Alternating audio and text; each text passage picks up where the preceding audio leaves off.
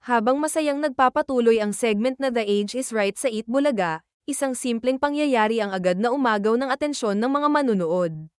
Hindi ito tungkol sa laro o premyo, kundi sa isang kusang loob na ginawa ni Bimby Aquino Yap na naging dahilan para purihin siya ng maraming fans online. Sa kalagitnaan ng programa, nakiusap ang contestant na si Charmaine, na mas kilala bilang Palengke Diva, kung maaari siyang makapag-request ng kantang Sayang na Sayang ng Aegis. Habang nagiging emosyonal at masaya ang eksena sa studio, isang hindi inaasahang sorpresa ang dumating. Kusang nagbigay si Bimby ng 5,000 piso bilang donasyon para kay Charmaine, bagay na ikinatuwa hindi lamang ng contestant kundi pati ng mga host at audience. Makikita sa naging reaksyon ni Charmaine ang labis na pasasalamat dahil hindi niya inaasahan ang ganoong kabutihan mula kay Bimby. Walang mahabang paliwanag, walang pagpapakita ng eksena para magpasikat. Tahimik lang niyang ibinigay ang tulong, dahilan para mas maraming tao ang humanga sa kanyang simpleng paraan ng pagtulong. Mabilis namang kumalat ang mga video clip sa social media. Maraming netizens ang nagsabing kitang-kita nila ang pagiging mapagbigay ni Bimby.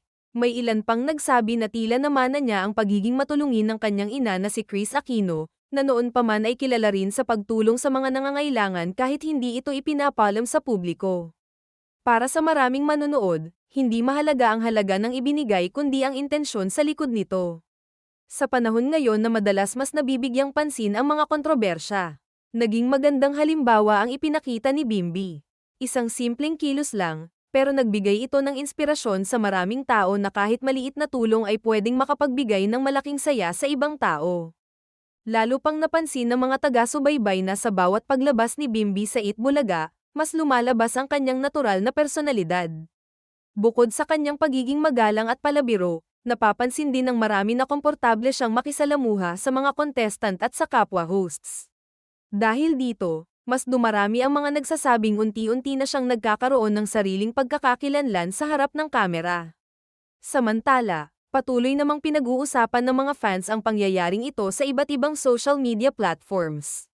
Marami ang nagsabing hindi nila inaasahan ang ginawa ni Bimby, kaya mas lalo pa silang humanga sa kanyang kabutihang loob. Ang iba naman ay umaasang mas marami pang ganitong makabuluhang eksena ang mapapanood nila habang patuloy siyang lumalabas sa programa. Sa kasalukuyan, nananatiling positibo ang reaksyon ng publiko sa naging donasyon ni Bimby kay Charmaine. Patuloy pa ring umiikot online ang mga video at iba't ibang komento ng mga netizens na pumupuri sa kanyang pagiging mapagbigay.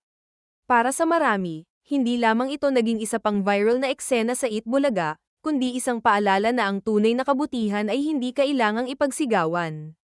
Minsan, sapat na ang isang taos-pusong pagtulong upang makapag-iwan ng magandang alaala at inspirasyon sa napakaraming tao. Hanggang sa muli, marami pong salamat sa inyong panonood. God bless.